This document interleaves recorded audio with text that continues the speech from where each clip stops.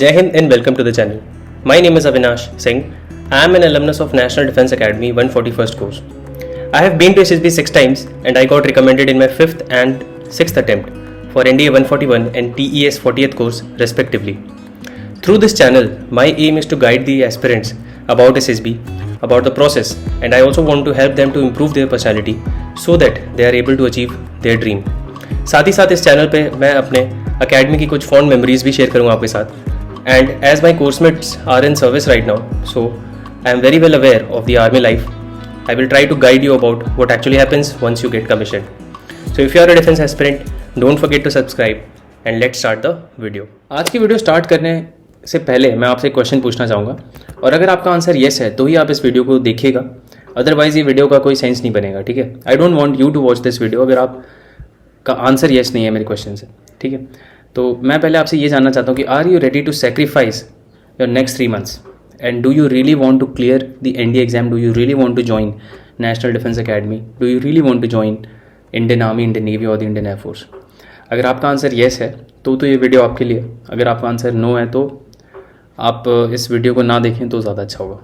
So those of you really want to do it, let's start the video. सबसे पहले मैं बात यही करना चाहूँगा कि लोग फेल क्यों होते हैं. देखो, आप में से भी बहुत लोग फेल हुए हैं और मैं खुद भी फेल हुआ था रिटन एग्ज़ाम. ठीक है, इसमें रिटन भी फेल हुआ, एसएसबी भी फेल हुआ. Failure is a part of our life.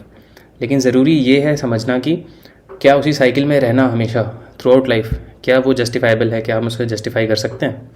बिल्कुल नहीं कर सकते. ठीक है, it is very important to accept your flaws and work on it. हम लोग क्या करते हैं ना, हम लोग एक चीज़ को देखते हैं, एक गोल बनाते हैं, एक विजन बनाते हैं और उसके लिए प्लानिंग करते हैं. 10 दिन बाद फिर प्लानिंग करते हैं, 20 दिन बाद फिर प्लानिंग करते हैं. अभी मैं ये वीडियो लेके आ रहा हूँ जिसमें मैं 3 month के लिए आपको कुछ गाइडलाइंस दूंगा. जितने भी व्यूअर्स होंगे मेरे, उसमें से सिर्फ 1 या 2% होंगे जो उसको थॉरोली फॉलो करेंगे फॉर नेक्स्ट 90 days और वही बच्चे होंगे जो जिनका रिटन क्लियर होगा. ठीक है, और फिर क्या होगा, कुछ बच्चे वेट करेंगे कि सर एक फिर वीडियो निकालेंगे 2 महीने बाद. मैं 60 days पे 30 days पे वीडियो लेके आऊँगा, लेकिन वो वीडियो उन्हीं के लिए ज़्यादा यूज़फुल होंगी जो इन चीज़ों को फॉलो कर रहे हैं. वो उनके लिए नहीं होंगी कि 30 दिन में मैं कोई शॉर्टकट बता दूंगा और तुम्हारा एग्ज़ाम क्लियर हो जाएगा. So please don't have such doubts. और बात करते हैं आज की वीडियो के बारे में. तो पहली चीज़ यही है कि अगर आप फेल होते आ रहे हैं तो please find out the exact reason. Why are you failing? What are you lacking? क्या वही चीज़ है कि आप मैनिफेस्ट ज़्यादा करते हैं अपनी सक्सेस को, अपने गोल को, और एक्शंस लेना भूल जाते हैं? अगर ऐसा है तो फिर आपके लिए कुछ अचीव कर पाना बहुत डिफिकल्ट है. बहुत डिफिकल्ट क्या है? It is not possible only. तो it is very very important that you take actions and actions should be taken every day. आपको हर एक दिन एक स्टेप लेना पड़ेगा. अगर आपने ये बुक पढ़ी है Atomics by James clear, atomic habit, तो आपको पता होगा कि हर एक दिन जो कंसिस्टेंसी है वो कितना बड़ा डिफरेंस क्रिएट करती है. अगर आप 1% इम्प्रूव करते हैं ऑन अ डेली बेसिस तो एक ईयर में आप 37-38% ज़्यादा बेटर बन जाता है. ठीक है, कंपाउंड इंटरेस्ट आपने फॉर्मूला पढ़ा होगा, तो कंपाउंडिंग वाला केस जो है वो एप्लीकेबल होता है यहाँ पे. देखो, आप सभी को सिलेबस अच्छे से क्लियर है कि मैथ्स में क्या क्या आता है, एनडीए में, जीटी में क्या क्या आता है, इंग्लिश में क्या क्या आता है. मैं आज आपको बस एक जनरल रोड मैप दूंगा और आपसे रिक्वेस्ट करता हूँ कि आप इसको प्लीज़ फॉलो करो and believe me, you will clear the exam. तो बात करते हैं जैसे मैथमेटिक्स की. आपको पता है कि सिर्फ 11th एंड 12th की जितना भी टॉपिक है मैथ में, एनसीईआरटी ले लो दोनों, आपको टॉपिक्स पता चल जाएंगे. मैं नहीं कह रहा सिर्फ एनसीईआरटी पढ़ो, एनसीईआरटी से आपको टॉपिक्स क्लियर हो जाएंगे. ठीक है, कि ये चीज़ें मैथ्स के लिए मुझे ये सारे टॉपिक्स आने चाहिए. एक और चीज़ ये है कि कुछ भी मिस नहीं करना है. अभी आपके पास पूरे 3 महीने, आपको कुछ मिस नहीं करना है. ये नहीं करना है कि मैं पॉलिटी छोड़ दूंगा, ज्योग्राफी छोड़ दूंगा. हिस्ट्री एक ओनली ऐसा सब्जेक्ट है जो मैं कह सकता हूँ कि आप छोड़ दो, पूरी हिस्ट्री मत पढ़ो, सिर्फ फ्रीडम मूवमेंट अच्छे से पढ़ लो. लेकिन आपको और कुछ भी नहीं छोड़ना है. एनडीए में इतना डेप्थ में नहीं आता सब कुछ, आपको हर चीज़ पढ़नी है. पेपर में आपको हमेशा सरप्राइज़ मिल सकता है. आप पढ़ के जाओगे कि पॉलिटी के 20 क्वेश्चन आते हैं, पॉलिटी के 6-8 क्वेश्चन आ जाएंगे, ज्योग्राफी के 20 आ जाएंगे, तो क्या कर लोगे? फिर आप लोग यही फेलियर लेके आ जाओगे कि फिर कोई वीडियो देख लेते हैं जिससे कि अगली बार ये ना हो.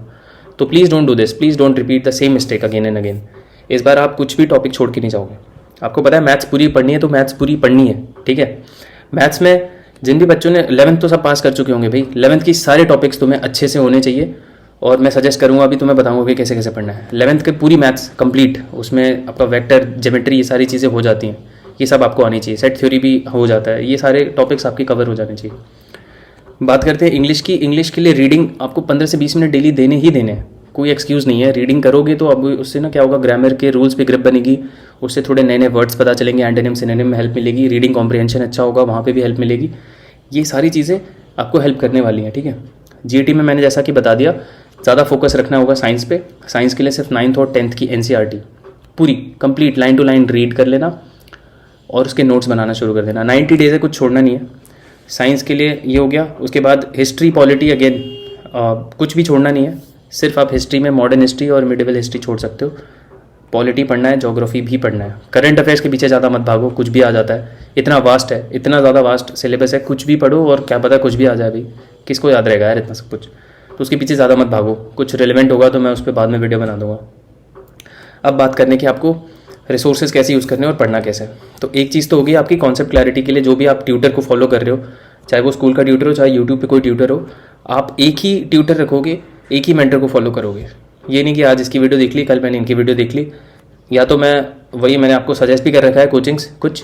बाकी टोटली डिपेंड्स ऑन यू, जो टीचर अच्छा लगता है उसका कोर्स ले लो भाई, ठीक है। एक गाइडलाइन, एक रोड मैप रहेगा, तो इधर उधर भटकोगे नहीं और सिर्फ उनको फॉलो करो ब्लाइंडली। उनकी बात मानो, वो ऐसे ही आपको नहीं पढ़ाने आ गए हैं, ठीक है। They have knowledge, they have experience, उनकी बात को मानो और फॉलो करो।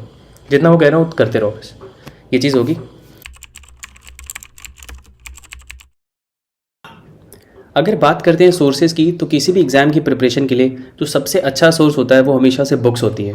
And I am really glad to share go to series launched by Disha publication. जैसा कि आप देख सकते हैं मेरे पास मैथमेटिक्स और इंग्लिश की बुक्स हैं। गो टू सीरीज़ में दिशा पब्लिकेशन ने maths, English, GS and science की बुक्स रिलीज़ की हैं। इन बुक्स में आपको मिलता है complete concepts, illustrations, practice MCQs and PYQs.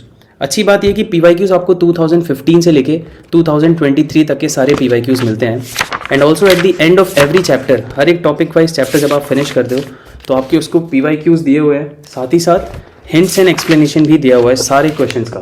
हर एक क्वेश्चन का आपको एक्सप्लेनेशन और solution at the end of every chapter मिल जाएगा। तो I will really recommend this book to all the defence aspirants who are going to attempt NDA 2 2024। इसका description में link आपको मिल जाएगा और साथ ही साथ अगर आप कॉम्बो ऑर्डर करते हैं तो आपको बहुत ही एक्साइटिंग प्राइस में मिल जाएगा। नाउ मूविंग ऑन टू को मैंने सिलेबस ऑलरेडी शेयर कर दिया है। जब भी आप कोई भी टॉपिक, लेट्स से अगर आप स्कूल के स्टूडेंट हैं, अभी आप स्कूल में जा रहे हैं, 12th स्टूडेंट हैं, तो आपके स्कूल में एक पर्टिकुलर टॉपिक आपके टीचर ने कंप्लीट कराया है। फॉर एग्जांपल सेट थ्योरी आपके टीचर ने कंप्लीट करा दिया, तो आपको उस टॉपिक के सारे क्वेश्चंस पहले कॉन्सेप्ट क्लियर करने हैं अपने प्रैक्टिस एमसीक्यू से। सारे क्वेश्चंस को अटेम्प्ट करना है और जो भी डाउटफुल क्वेश्चंस है उसके सॉल्यूशन को देख के उसका कॉन्सेप्ट समझ लेना है। उसके बाद आपको अटेम्प्ट करने हैं उसके पीवाईक्यूज़। और हर एक टॉपिक को डिपेंडिंग ऑन कि वो कितना बड़ा टॉपिक है, कितना डिफिकल्ट टॉपिक है, उसके हिसाब से आपको डेज अलॉट करने हैं। तो जैसे कि सेट थ्योरी एक ईजी टॉपिक है, ये 2 से 3 दिन, 3 से 4 दिन ले लो, चलो 4 days is more than enough to cover this topic entirely. तो 4 दिन का टाइम आपने ऐसे ऐसे टॉपिक्स को डिवाइड कर दिया कि इसको तो मैं 4 दिन दूंगा। स्टैटिस्टिक्स एंड प्रोबेबिलिटी, स्टैटिस्टिक्स वाला जो टॉपिक है उसको भी 3-4 दिन दूंगा, उसमें भी मेनली आपको प्रैक्टिस ही करनी है। कैलकुलस जो है एक डिफिकल्ट टॉपिक है, तो उसमें आपको 7 to 8 days का टाइम लग सकता है। अलजेब्रा एक बहुत ही वास्ट टॉपिक है, तो उसमें आपको 2 weeks तक का टाइम लग सकता है। 14-15 दिन आपने उसको दे दिए। ये आपके हिसाब से वेरी कर सकता है। आपके लिए कोई टॉपिक ईजी या डिफिकल्ट हो सकता है, वो आपको डिसाइड करना है, लेकिन आपको इससे ज़्यादा टाइम नहीं देना है। एक आपके पास फ्रेमवर्क होना चाहिए कि इतने इतने दिन में मेरे ये टॉपिक कंप्लीट हो जाएंगे। और अगेन वही चीज़ कि मैथ्स के लिए अगर आप इतना एफर्ट्स लगा रहे हो तो हमेशा याद रखना, मैथ्स का एक क्वेश्चन सिर्फ 2.5 मार्क्स है। आपको GAT में नंबर लाने होंगे 300+ marks, so that you can clear the exam easily. 600 number में 300 नंबर लाने हैं, जस्ट 50% मार्क्स। इंग्लिश के लिए भी आपको सेम स्ट्रैटेजी यूज़ करनी है। इस बुक में हर एक टॉपिक अच्छे से एक्सप्लेन करा हुआ है, B it preposition, parts of speech, मतलब पार्ट्स ऑफ स्पीच का ही पार्ट है प्रिपोजिशन, तो ग्रामर रूल्स जितने भी बेसिकली रिपीट होते हैं, एंटोनिम सिनोनिम भी कवर्ड है इसमें पीवाईक्यूज़ के साथ।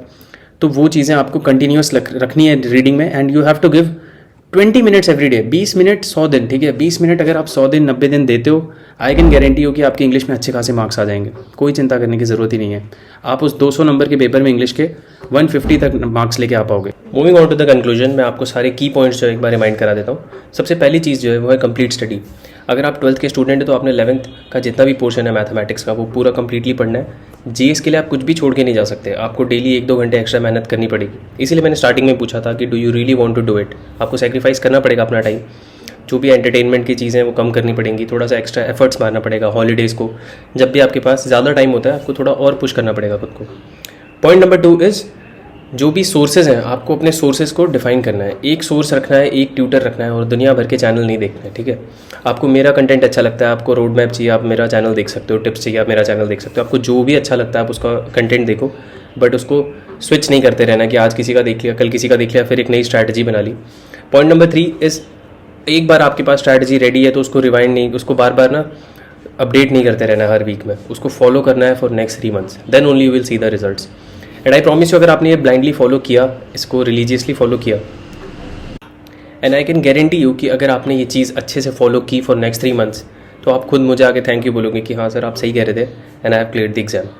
So please keep in mind कि आपको ये सारी चीज़ें फॉलो करनी है और बार बार वीडियोज़ और इनके पीछे नहीं भागना है। एक ट्यूटर, अच्छे से सोर्स को पढ़ना है और अच्छे से मेहनत करनी है। बाकी मैंने बुक्स आपको सजेस्ट की हैं for practice, so please check it out, उसका लिंक आपको डिस्क्रिप्शन में मिल जाएगा।